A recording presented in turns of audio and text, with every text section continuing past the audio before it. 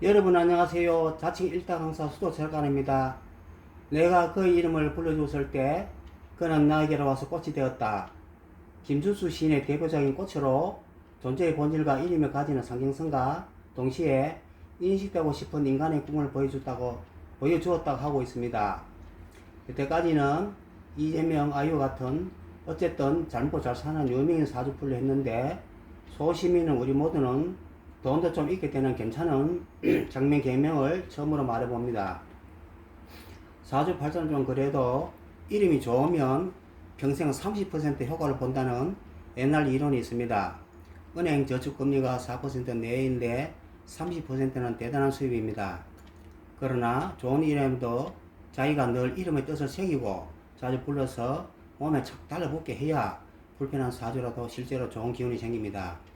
나는 이름이 손수도인데 상수도 어떤 초딩 때는 하수도로 많은 놀림을 받았으나 수도는 도덕경에 나오는 글이라 괜찮네 하며 내 몸에 붙이니 오히려 기억하기가 쉽고 특색이 있어 좋았습니다.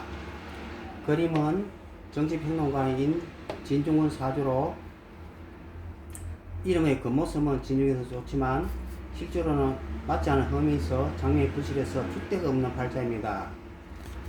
태어난 시를 오후 2시로 본 것은 이 시간이면 영과 시에 두 개의 개수 상관이 있어 글을 쓰는 필력은 있어 책은 많이 냈으나 사주에 못 낀 돈이 없어 돈을 못 살리니 돈이 안 되는 책이고 또 월의 병화칠사를 허군 차일로 회순해서 부미손손과 부술 수가 있습니다.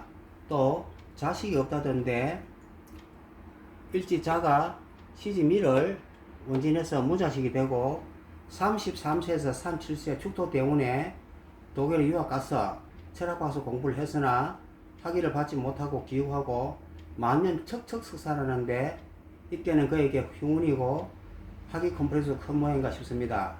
이처럼 물이 강한 사주에 다시 물이 나쁜 기운이라서 해수 바다 건너 유학을 가면 반드시 성과를 거두지 못하고 빈손으로 귀국하게 됩니다.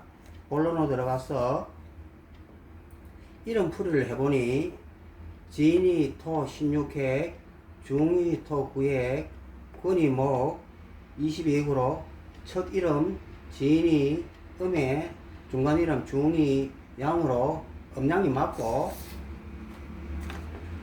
유년 등성격, 문호 안강격, 본신 복록격, 귀숙이 득색격이 되어 모양은 좋은데 토가 강한 사주에 다시 토만 대지고 이름에서 가장 중요한 월의 병화태양의 뿌리가 되는 불이 없어 좋지 않습니다. 그래서 결국 이름에 불이 없으니 60세 지금은 득색격이라도 도올 김용욱처럼 간판 명예 이름이 나는 득세하지 못하니 모양 글도 하나 실수가 없는 양질 호피인 겉은 번가죽이나 속은 양복이 이름이 됩니다.